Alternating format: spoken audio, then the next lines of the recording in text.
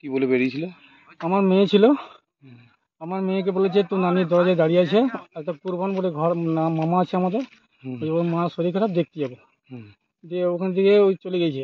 হুম, তারপরে আমি ছেলেকে নিয়ে টিউশন থেকে লাউতেই বাড়ি এলাম হুম, আপনার ওই 9টার সময়। হুম, এসে জিজ্ঞেস করলাম, বলি তোর মা কই? বলছে মা কুরবানের ঘর গেছে।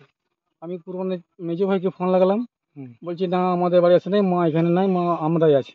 হুম, তারপরে ওর নানিকে ফোন লাগালাম, ওর নানি বলছি না আমি তো বাড়িতে নেই, তোদের বাড়ি যাই নাই, আমি ঘরেই আছি। আমার সঙ্গে সঙ্গে ওর নানির বাড়ি গেলাম, ওর নানির বাড়িতে বললাম, খবর দিলাম। তারপরে 10টার সময় আমরা থানা দিয়েছি। দিয়ে এফআইআর করেছে। হ্যাঁ। মানে প্রায় আজ কতদিন পর? আজকে 16 দিন হয়ে গেল।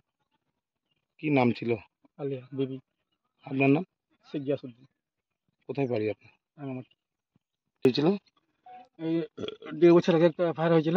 হুম, তো ওই ছেলেটাকে বলছিল, আমি জানতাম না, একটা ফোনে আমি দেখলাম একটা কলের রেকর্ডিং রয়েছে। না, আমি ওকে বললাম, বলে কী ব্যাপার? নিয়ে আমি কাজে চলে গেলাম, তারপরে এসে শুনছি যে বিষ খেয়ে নিয়েছিল। আপনার মিসেস? হ্যাঁ, বিষ খেয়ে নিয়েছিল। হুম, তারপরে ওকে সঙ্গে সঙ্গে ওর বড় ভাই জহিরুদ্দিন হুম, আর আমি বিধাননগর নিয়ে গেলাম, প্রথমে লাউদা হাসপাতাল, হুম, তারপরে ওখান থেকে বিধাননগর নিয়ে গেলাম, হুম, নিয়ে এলাম। তারপরে ওর মায়ের বাড়ি থেকে আবার ওকে ডেকে নিয়ে এলাম, হুম। নিয়ে ও বললো যে না আমি আর এসব আর কিছু করবো না। এটা কতদিন আগে? এটা 1.5 বছর আগে। হুম। কি এখন মনে হচ্ছে এখন দেখে, বডি দেখে কি মনে হচ্ছে? বডি দেখে মনে হচ্ছে কেউ কারোর সাথে গিয়েছিল, তো সব টাকা সোনা নিয়ে গিয়েছিল।